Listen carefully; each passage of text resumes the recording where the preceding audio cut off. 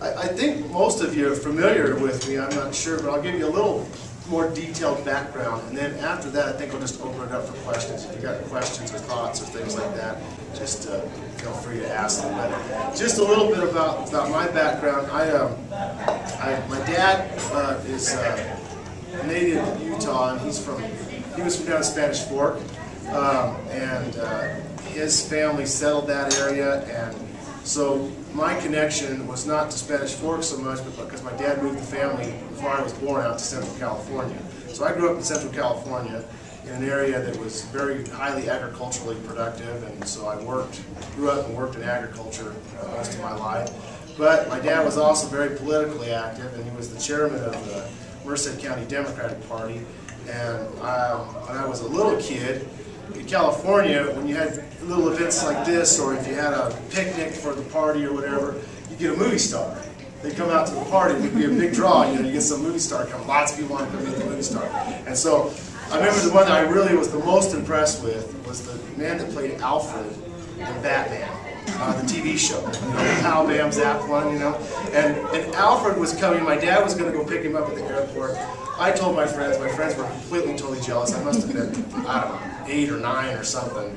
But it was kind of a fun experience being around that and some of the political things going on in that day and age. At any rate, when I got a little older, I got involved in political activity. I worked for several congressmen, volunteer basis wise, and then actually got hired by one congressman named Congressman Richard Lehman from Central California. And I really had a lot of respect for him. He was one of these kind of guys that was not, in my opinion, when I went to D.C. to work for him, he was not a sellout. He was not always, cutting some kind of deal because, I could get this much donations or that many donations, but he did things because he felt it was right. And I was really impressed with Rick and working with him. And I watched him masterfully handle a lobbyist one time. And it sort of changed my thinking about how government works. I was there in his office. There was a phone call from a banking lobbyist. They called and said, "We'd like to take the congressman out to dinner." Back then you could buy dinners for congressmen. Now there's a moratorium on dinners. I think you have to eat standing up, with one leg up, some things like that. But nonetheless, they were buying dinners at this point for the Congress, taking them out, wining and dining. And I remember talking to him, this lobbyist calling up, wanting to go and have dinner with the congressman. So I went to the congressman and I said, "This lobbyist wants to have dinner with you." He says, "Tell him that I'm not interested. I know what he wants me to do. I know what he wants me to vote on." He said, I'm not supporting him and what he wants. And if you remember, my Congress was kind of, when I say he's pure, we put together at that time in the 80s called Truth in Lending. I don't know if you remember. You know that little thing you get when you get any kind of a loan or a credit card? It tells you how much your interest is going to be, how much if you take out so much, what it's going to cost you. Well, before you never knew that. And he's the one that sponsored that piece of legislation, my congressman. Very much into kind of transparency. So I tell the lobbyist, "Look, he's not interested in talking to me." He goes, "Well, tell him I'll give him anything he wants. Whatever he wants. Wherever he wants to go for dinner." And the congressman, goes, "Well, tell him to get me a limousine and mention the highest valued place in town to eat." And he gave me this list of things, and it was really kind of tongue-in-cheek. He just threw it out there. And he says, "It's yours." So I picked the congressman up, member of staff up, took him in the limousine, and that night they did some estimates. On that night they blew about $3,800 on dinner. Could you imagine that? Bottles of wine and this and that. He still turned around and voted against him.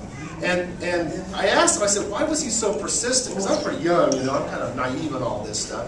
He goes, he's persistent. He knows I'm never going to vote for anything, but just in case, he wants to have me as his friend. He wants me there so he can try to communicate. So I'll answer his phone calls. That's why they do that.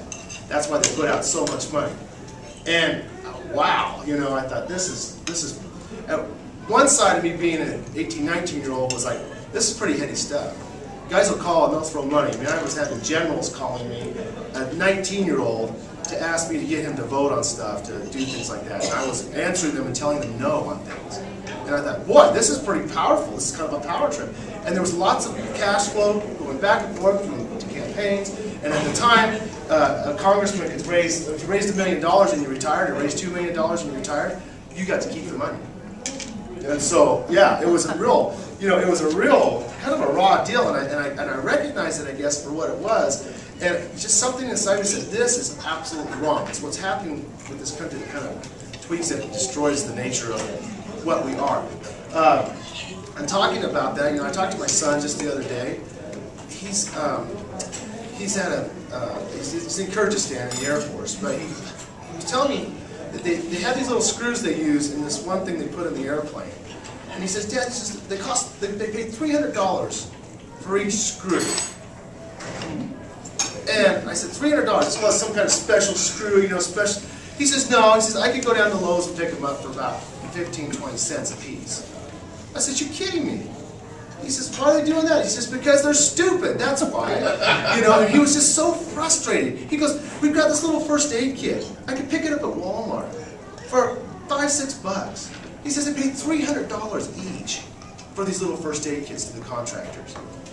I said, is there anything special about it? Heavy pin? No, it's just a little first aid kit. Now, as I was kind of going over this with him, I'm thinking, what's the problem here? The contractors have a lobbyist. Everybody's got a lobbyist. And while you and I are having this conversation, if this was a weekday, there's probably 5 or 6 or 7 lobbyists camped out in Congressman Bishop's office trying to get him to do whatever they want him to do. We're at such an unfair advantage here. Now, I'm not totally against lobbying. I think we should communicate with our Congress. What I am against is this idea that you influence Congress and it's a total financial benefit to yourself. And I've mentioned this before in speeches and things, but Congressman Bishop with this company, ES3, they probably do a good service for whatever they do. I'm not sure. But I do know this. There's 5 or 6 other companies that can do the same thing they do. But because they donate $80,000 in an election cycle to Rob Bishop, he could turn around and write them a $9.5 million check from the taxpayers' fund, from the Treasury, for their business. Now, to me, there's something really skewed with all of this. It's wrong, and it's what's really, I think, ultimately collapsing or making, these contractors and these lobbyists very parasitic. And the rest of us kind of, along with the screw, I guess, get just that. We're not being able to sort of stand up to that as individuals when these guys can throw so much money at a member of Congress. And now with the new rules, of course, where corporations can get directly involved and spend as much as they want, who knows where that's going to take us. And it's not exclusive to Republicans either. It's Democrat and Republicans both are locked into this, what I call pay-to-play mess. So I guess number one, I think we've got to reform that system. We're talking about the Reform Party. One of the things they were talking about as that party was exactly that. That was a reform that had to be made. And so I think we have a lot more resources. If you think just one screw's costing $300 or $600 for whatever, can you imagine how much stuff is being cost overrun because somebody? It's not about not being able to do what we need to do as a government. It's about a government that's out of control on spending. So that's kind of a couple of the things that I'm looking at. So what I'll do is I'll just kind of open this up a little bit and just a little more on my background. I did work for several presidential candidates. I worked for Gary Hart. I worked with Jerry Brown, and Jerry Brown's kind of a mentor of mine. When Jerry Brown was defeated by Bill Clinton, and it may cause some consternation here, I jumped and went over and worked for Ross Perot. And Ross Perot had an identity crisis and a paranoia crisis, and so I went into what I call political agnosticism. I knew there was something out there, I just hadn't found it yet. So, but anyway, for a while there, I stepped aside and just sort of, this was too frustrating for me to deal with, and I just depoliticized myself and went on with life. I did political consulting for 15 years, but I went to work for the LDS Church, teach seminary, and I guess kind of like someone, Jerry Brown went and worked with Mother Teresa for a while because he kind of had it, and I guess in my own thinking, I wanted to do something I felt was beneficial and good.